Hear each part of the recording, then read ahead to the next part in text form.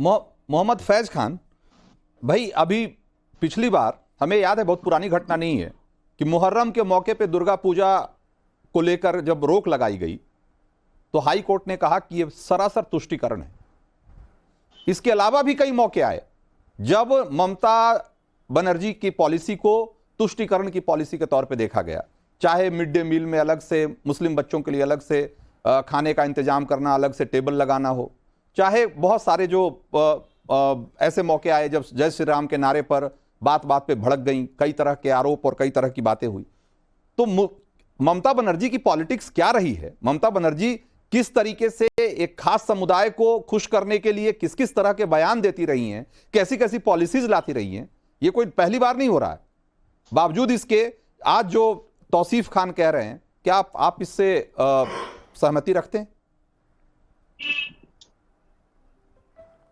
बिस्मिल्लाहिर्रहमानिर्रहीम। रब्बी इश्रह ली सदरी व यस्सिर ली अमरी वहलुल उक़दतन मिन लिसानी यफ़क़हू क़ौली।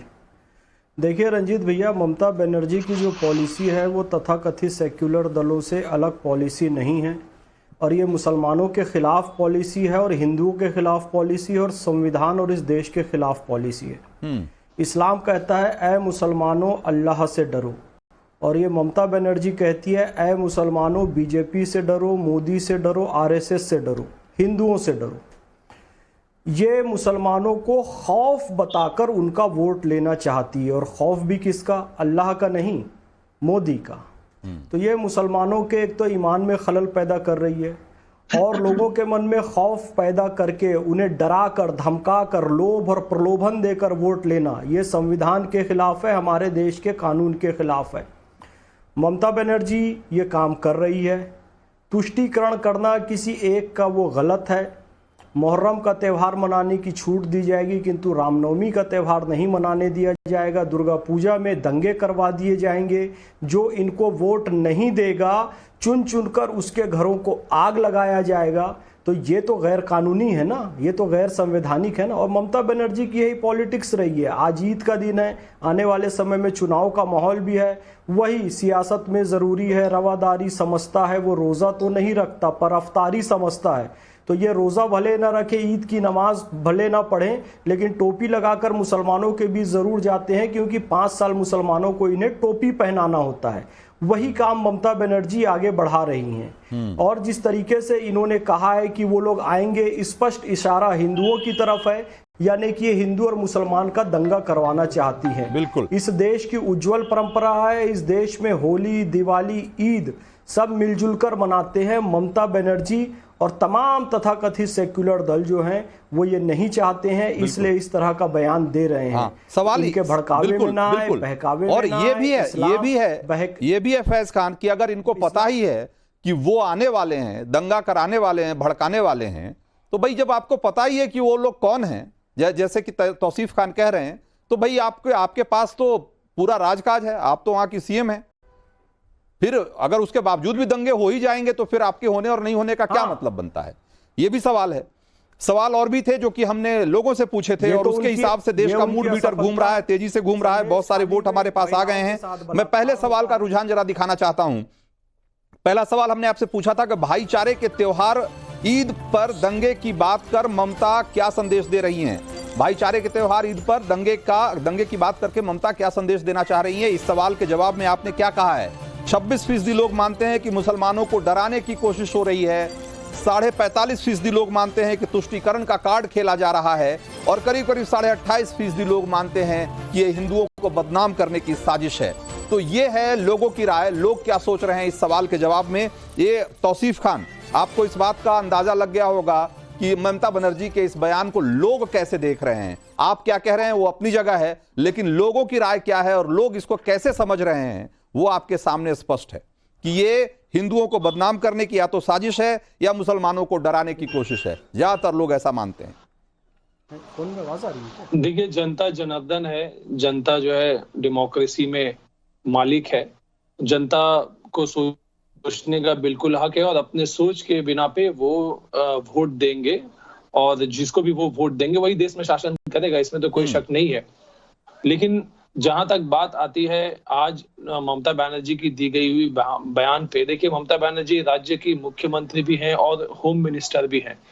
अगर इंटेलिजेंस से, अगर स्पेशल ब्रांच से कोई रिपोर्ट है, कोई इनपुट है, तो ये उनके पास जाता है।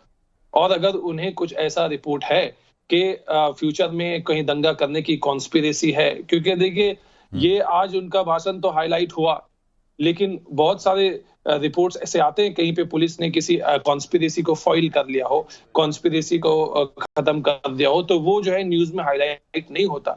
तो जब एक राज्य की होम मिनिस्टर या चीफ मिनिस्टर एक स्टेटमेंट देती है, वो जिम्मेदारी के साथ स्टेटमेंट देती है, उनके पास इनपुट होता है। और अगर आज उन्होंने लोगों से अपील किया कि अगर आपको जो है किसी भड़काऊ भाषण में नहीं पड़ना, आपको किसी अफवाह के तो अगर ये बात एक पॉलिटिकल मंच से, ये बात एक राजनीतिक मंच से की जाती तौसीफ खान, तो ये बात समझ में आती।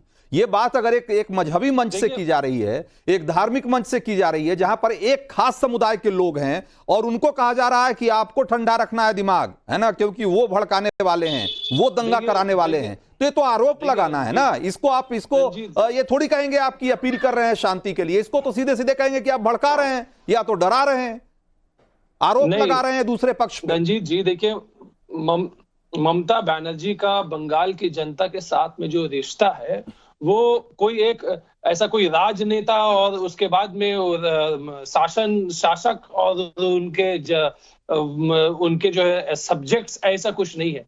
ये बहुत ही जमीन से जुड़ी हुई ये नेत्री हैं, ये मास लीडर हैं। आप पहले उस ममता बनर्जी का हमने और रूप भी देखा है ना, वो चेहरा भी हमने देखा है ममता बनर्जी का, तौसीफ खान, जब वो जय श्री राम का नारा लगने पर मंच छोड़ देती है। मुझे कंप्लीट जय श्री राम का नारा लगने पे रंजीत जी अपने काफिले से उतरकर लोगों को खदेड़ देती हैं। भाई इतनी चिढ़ है एक तरफ, और दूसरी तरफ इस तरह की बात करेंगे तो लोग कौन आपकी बात पे यकीन करेगा साहब?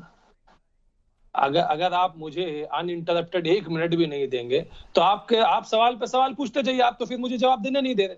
देखिए बंगाल में मैं हूं, बंगाल के लोगों से आप पूछिए, ये उत्तर प्रदेश में या फिर दिल्ली में बैठ के कोई अगर टिप्पणी करे तो उनकी मैं जानकारी के लिए कहता हूं कि आज का जो मंच था, वहां ममता बनर्जी हर साल जाती हैं, उन्हें इनविटेशन दे करके, जो ऑर्गेनाइजर्स हैं, वो ये रेड रोड पे ईद की नमाज होती है, वो उन्हें इनविटेशन दे करके उन्हें बुलाया जाता है। हर साल जाने पर कोई सवाल नहीं है ना, जाने पर कौन सा सवाल है तौसीफ खान? वहां जाकर जो बोला उस पर सवाल है, जो बोला उस पर सवाल है ना। गलत बोल दिया नहीं तो बीजेपी क्या चाहती कि दंगा हो जाए? बीजेपी को किस बात पे आपत्ति है? ममता बनर्जी ने कहा कि दंगा नहीं होना चाहिए, आपको शांत रखना चाहिए, बीजेपी को आपत्ति है। अभी तक तौसीफ खान नहीं समझ पाए हैं कि किस बात पे, या तो ये जरूरत से ज्यादा मासूम बन रहे हैं, या जानबूझकर कह रहे हैं कि भाई जो आप कहना चाह रहे हैं हम समझेंगे नहीं। समझ तो हम सब रहे हैं, लेकिन हम समझेंगे नहीं। जो है हाँ, एक तरफा बुलवाएंगे क्या?